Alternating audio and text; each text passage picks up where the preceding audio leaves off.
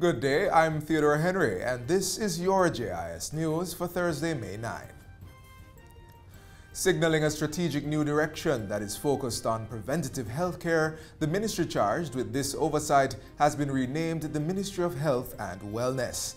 Portfolio Minister Dr. Christopher Tufton says it is in line with the World Health Organization's definition of health as a state of complete physical, mental, and social well-being, not merely the absence of disease or infirmity. By highlighting the wellness aspects of health, he says the ministry will increase the promotion of healthy lifestyle choices. These include healthy eating habits, healthy sexual and reproductive decisions, and improvement in the early detection of non-communicable diseases. But the health minister stresses that the success of this approach lies in partnerships and in people recognizing their responsibility for their own health and wellness. In the meantime, the Health and Wellness Minister has announced a $1 billion expansion of the program to reduce waiting times in the public health sector. This will remove the excessive waits for inpatient surgeries and diagnostic services, as well as issues with bed space starting this year. It is impatient of debate.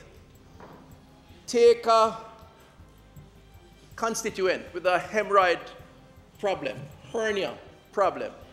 It's not going to kill them, but it places that citizen of this country in so much pain. There's downtime from work.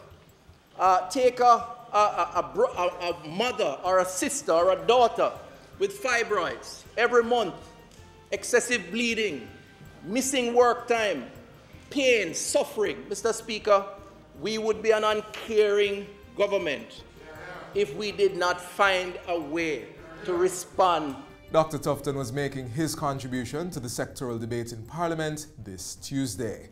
He says the ministry will recalibrate to do more of the common surgeries, such as for hernias, prostate, hemorrhoids, gallbladder disease, and orthopedic procedures, and ensure efficient record of requests for these services. Trained surgeon Professor Archibald MacDonald has been appointed to oversee implementation of this initiative by September 2019. In other health news, residents of Black River and its environs are benefiting from upgrades to their health center. The Black River Health Center was recently reopened after a $13 million renovation and expansion project financed by the Tourism Enhancement Fund.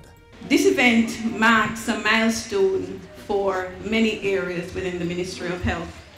And in particular, it marks a milestone for the Reducing Waiting Times initiative and the Enhancing Emergency Medical Care project that is funded by the Tourism Enhancement Fund. Opening hours at the health center have also been extended from the usual 8:30 a.m. to 4:30 p.m. to now close at 8:30 p.m. on Mondays, Tuesdays, and Thursdays. It is saying, or should say to all of us in the community, in the parish, and by extension in the country, because we're rolling it out across the country. If you have an issue and you can hold till work day is done, just relax, because the health center is open until 8:30.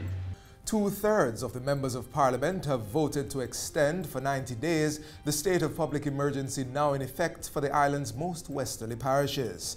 First declared on April 30, the enhanced security measure will be in effect until July 29 for the parishes of St. James, Hanover, and Westmoreland. During Tuesday's sitting of the House of Representatives, 44 members voted for the security measure, 1 voted against, while 18 members were absent from the vote. As he sought to secure the extension, Prime Minister Andrew Holness said the state of emergency was one of the ways in which the government was preserving life. What we have is a systemic problem that is beyond the capacity of regular law enforcement to deal with.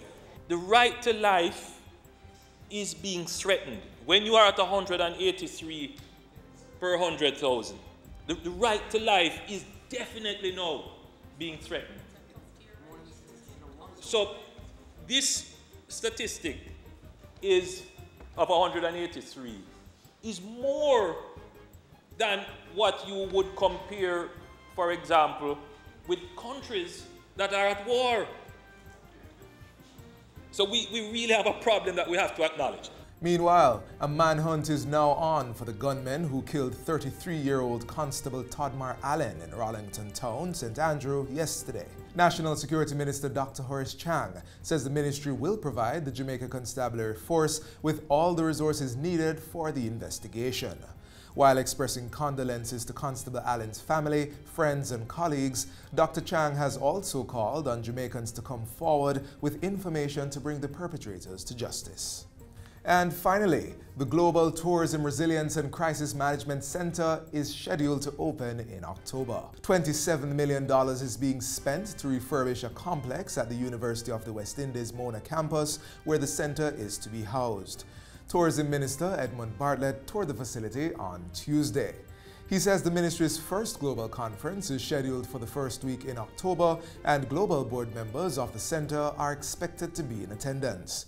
The Global Tourism Resilience and Crisis Management Center is being established to assess, plan for, forecast, mitigate, and manage risks related to tourism resilience and crisis management.